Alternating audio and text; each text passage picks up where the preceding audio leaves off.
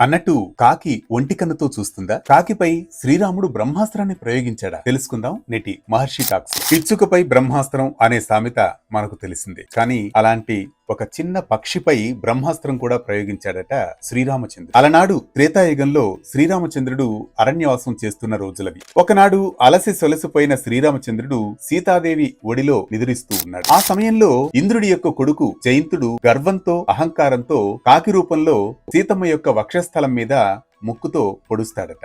సరే, ఒక చిన్న పక్షి ఏదో తాకిందని సీతమ్మ పక్కనున్న మట్టి గడ్డలతో ఆ కాకిపై విసురుతుంది. కానీ ఆ కాకి వెళ్ళినట్లే వెళ్లి మళ్లీ తిరిగి వచ్చి గాయపరుస్తుందట. రాముడికి నిదుర భంగం కలగకూడదని సీతాదేవి ప్రయత్నిస్తూనే ఉంటుంది. అయినా కానీ ఆ కాకి ఇబ్బంది పెడుతూనే ఉంది సీతమ్మను. ఆ సమయంలో సీతమ్మ శరీరం నుంచి వస్తున్న రక్తం రాముడికి తగులుతుంది. ఆ స్పర్శతో శ్రీరాముడు మేల్కొంటాడు. విషయం తెలుసుకున్న శ్రీరామచంద్రుడు తను కూర్చున్న దర్భాసనంలోని ఒక దర్భను తీసుకుని మంత్రాన్ని ఆపాదించి బ్రహ్మాస్త్రంగా ఆ కాకిపై ప్రయోగిస్తాడట. వెంటనే ఆ కాకి బ్రహ్మాస్త్రం నుంచి రక్షించుకునే క్రమంలో దేవేంద్రుడితో సహా ముల్లోకాలను తిరుగుతుంది, శరణు కోరుతుంది. కానీ ఎక్కడా ఎటువంటి ఫలితం దక్కదు. దాంతో చివరగా శ్రీరామచంద్రుణ్ణే శరణు కోరుతుంది ఆ కాకి. తనను శరణని కోరిన వారిని రక్షిస్తాడు ఆ శ్రీరాముడు. కాగా తన బ్రహ్మాస్త్రానికి మాత్రం తిరుగుండదని, మరి ఆ బ్రహ్మాస్త్రం మాటేంటని శ్రీరాముడు కాకినే ప్రశ్నిస్తాడు. తనను రక్షించదలిచిన ఆ శ్రీరామచంద్రుడు ప్రయోగించిన బ్రహ్మాస్త్రాన్ని గౌరవించడం కూడా తన విధి అని తెలుసుకుంటుంది ఆ కాకి. అందుకే ఆ బ్రహ్మాస్త్రం ధాటికి